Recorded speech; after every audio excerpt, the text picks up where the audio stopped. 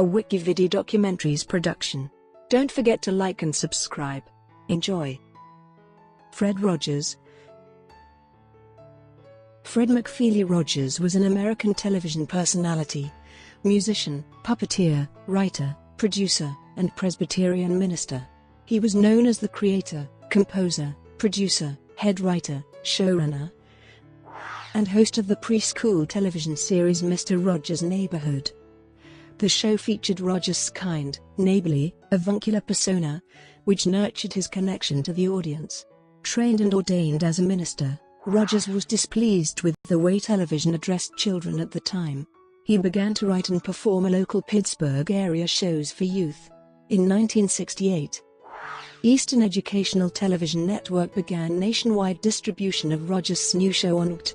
Over the course of 3 decades, Rogers became a television icon of children's entertainment and education. Rogers advocated various public causes. On the Betamax case, the U.S. Supreme Court cited Rogers' prior testimony before a lower court in favor of fair use television show recording. Rogers also gave a testimony, now famous, advocating the government funding of children's television before a U.S. Senate committee. Rogers received the Presidential Medal of Freedom, 40 honorary degrees, and a Peabody Award. He was inducted into the Television Hall of Fame and was recognized in 2 congressional resolutions. He was ranked number 35 of the TV Guide's 50 Greatest TV Stars of All Time. Several buildings and artworks in Pennsylvania are dedicated to his memory, and the Smithsonian Institution displays one of his trademark sweaters as a treasure of American history. On June 25, 2016, the Fred Rogers historical marker was placed near Latrobe, Pennsylvania in his memory. Early and personal life. Rogers was born to James and Nancy Rogers 40 miles southeast of Pittsburgh in Latrobe, Pennsylvania. He had a sister, Elaine, who was adopted by the Rogerses. The young Fred Rogers spent his free time with his maternal grandfather Fred McFeely, who was interested in music. Rogers began to play the piano when he was 5 and sang along when his mother played. He acquired a piloting license in high school and was a lifelong Republican. Rogers attended Latrobe High School and was very active in extracurricular activities. Rogers served as president of the Student Council, a member of the National Honor Society, and was editor-in-chief of the yearbook. He graduated in 1946. He studied at Dartmouth College from 1946 until 1948 and then went on at Rollins College in Winter Park, Florida to earn a BA in music composition in 1951. At Rollins, he met and fell for Oakland, Florida native Sarah Joanne Bird, born circa 1928.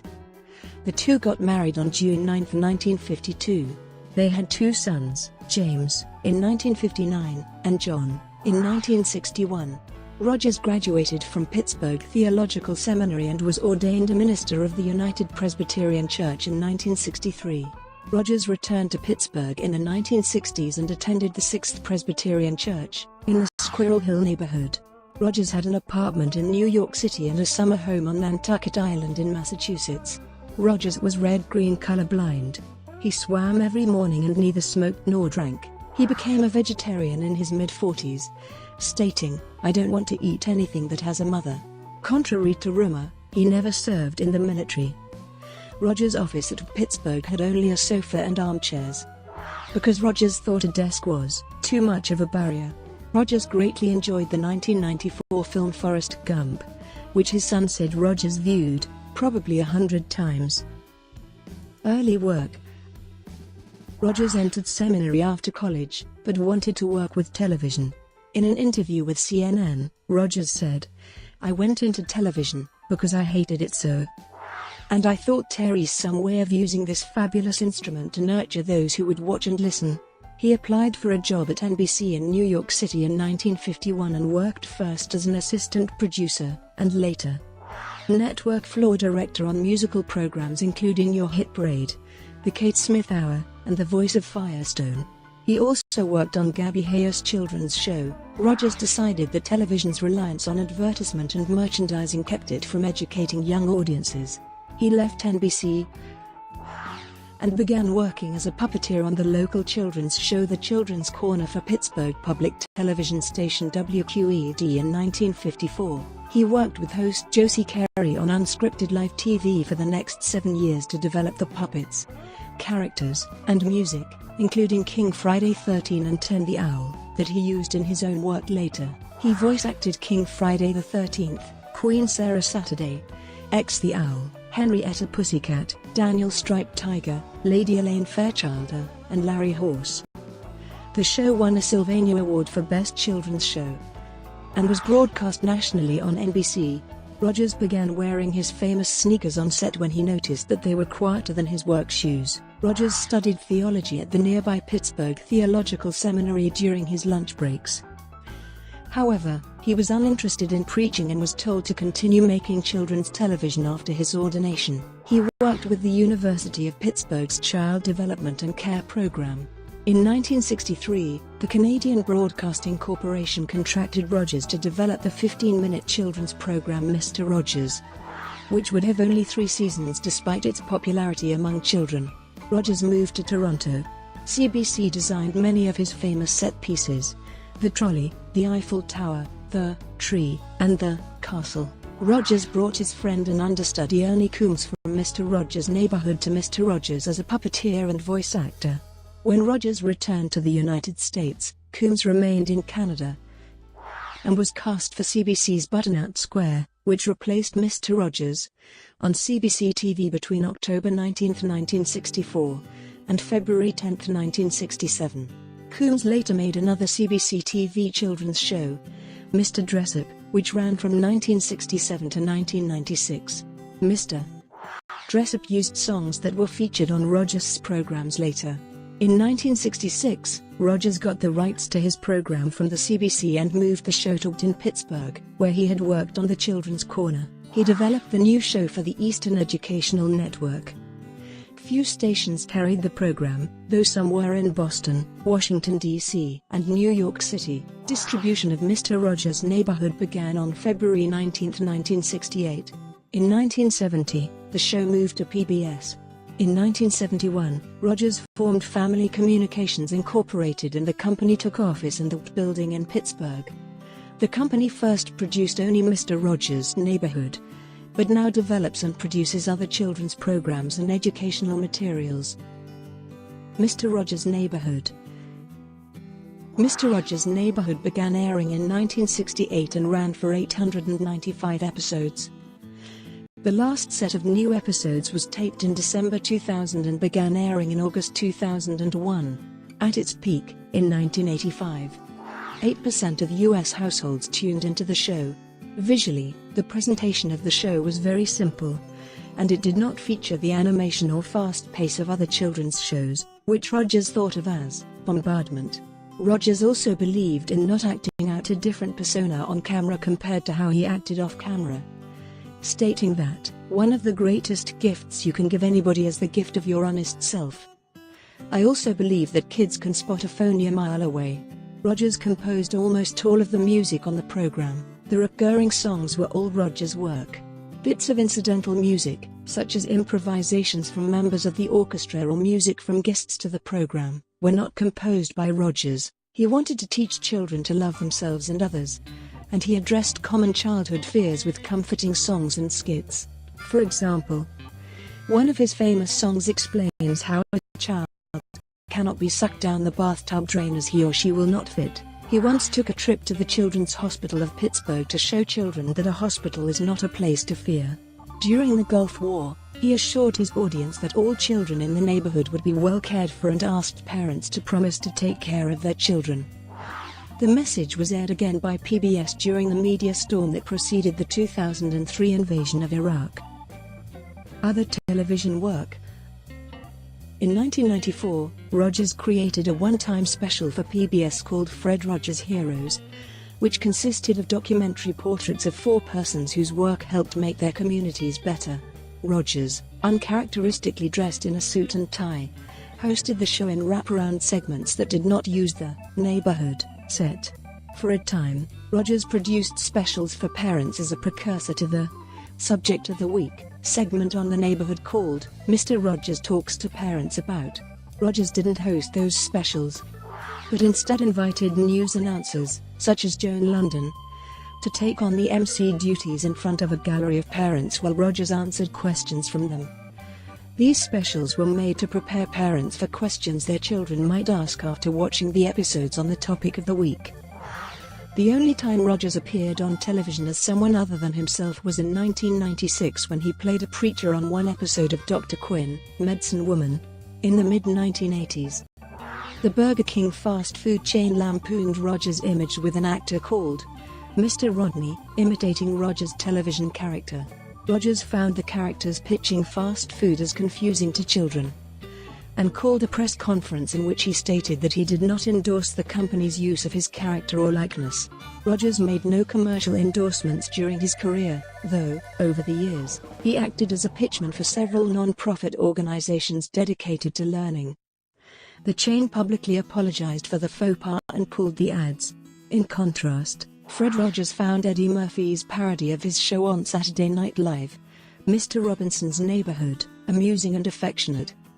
The parody was initially broadcast at night, when children were not likely to see it. Rogers voice-acted himself on the Arthur Meets Mr. Rogers segment of the PBS Kids series Arthur.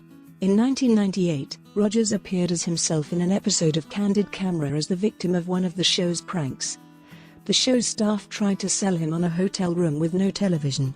Rogers quickly caught on to the fact that he was being filmed for the show, and surprised the show's producers by telling them he did not really need a television. Rogers was amused by his appearance on the show and by host Peter Funt's immediate recognition of him. Emmys for programming. Mr. Rogers' Neighborhood won 4 Emmy Awards, and Rogers himself was presented with a Lifetime Achievement Award at the 1997 Daytime Emmys. As described by Esquire's Tom Junod, Mr. Rogers went on stage to accept the award, and there, in front of all the soap opera stars and talk show sincertrons, in front of all the jutting man-tanned jaws and jutting saltwater bosoms, he made his small bow and said into the microphone, "All of us have special ones who have loved us into being. Would you just take, along with me, 10 seconds to think of the people who have helped you become who you are?" 10 seconds of silence. And then he lifted his wrist, looked at the audience, looked at his watch, and said, "I'll watch the time." There was, at first, a small whoop from the crowd, a giddy, strangled hiccup of laughter, as people realized that he wasn't kidding, that Mr. Rogers was not some convenient eunuch, but rather a man, an authority figure who actually expected them to do what he asked. And so they did. 1 second, 2 seconds, 3 seconds, and now the jaws clenched, and the bosoms heaved, and the mascara ran, and the tears fell upon the big glittered gathering like rain leaking down a crystal chandelier. And Mr. Rogers finally looked up from his watch and said softly, "May God be with you," to all his vanquished children. PBS funding. In 1969, Rogers appeared before the United States Senate Subcommittee on Communications. His goal was to support funding for PBS and the Corporation for Public Broadcasting, in response to proposed budget cuts. In about 6 minutes of testimony, Rogers spoke of the need for social and emotional education that public television provided. He argued that alternative television programming like his Neighborhood helped encourage children to become happy and productive citizens, sometimes opposing less positive messages in the media and in popular culture. He recited the lyrics to one of his songs. The chairman of the subcommittee, John O. Pastore, was not familiar with Rogers' work and was sometimes described as impatient. However, he reported that the testimony had given him goosebumps, and declared, "I think it's wonderful. Looks like you just earned the $20 million. The subsequent congressional appropriation, for 1971, increased PBS funding from $9 million to $22 million. VCR. During the controversy surrounding the introduction of the household VCR, Rogers was involved in supporting VCR manufacturers in court. His 1979 testimony, in the case Sony Corporation of America v.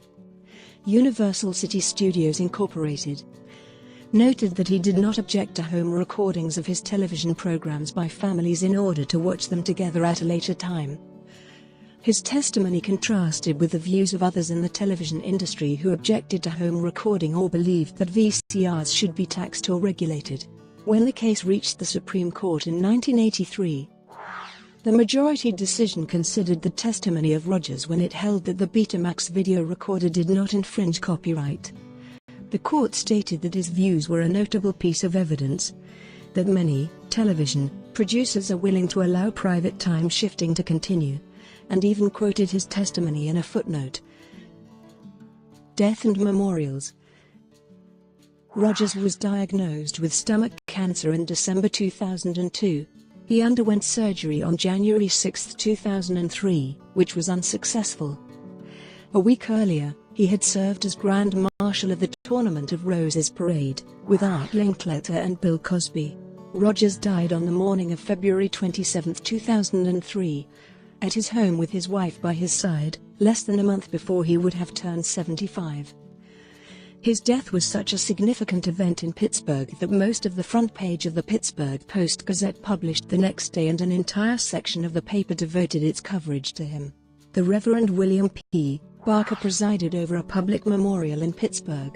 More than 2,700 people attended the memorial at Heinz Hall, including former Good Morning America host David Hartman, Teresa Heinz Kerry, philanthropist Chelsea Hillman, PBS President Pat Mitchell, Arthur creator Mark Brown, and Derek Cowell, the author-illustrator of The Very Hungry Caterpillar. Speakers remembered Rogers' love of children, devotion to his religion, enthusiasm for music, and quirks. Teresa Heinz Kerry said of Rogers, "He never condescended, just invited us into his conversation. He spoke to us as the people we were, not as the people others wished we were." Rogers is interred at Unity Cemetery in Latrobe. At the 2003 Daytime Emmy Awards, host Wayne Brady and some of the cast of Sesame Street, including Big Bird, Elmo, Grover, Zoe, and Rosita, paid tribute to Rogers by singing a medley of some of his most popular songs, including "Won't You Be My Neighbor," "It's You I Like," "Everybody's Fancy," "Many Ways to Say I Love You," and "It's Such a Good Feeling." Once they finished, a small clip of Rogers accepting an Emmy was played, which led the audience to give a standing ovation. In January 2018, it was announced that Tom Hanks would portray Rogers in an upcoming biographical film titled You Are My Friend, directed by Marielle Heller. That same year, the biodoc Won't You Be My Neighbor?, based on the life and legacy of Rogers, was released to critical acclaim and became the highest-grossing biodoc film of all time. Brought to you by WikiVidi Documentaries. Would you like to know more?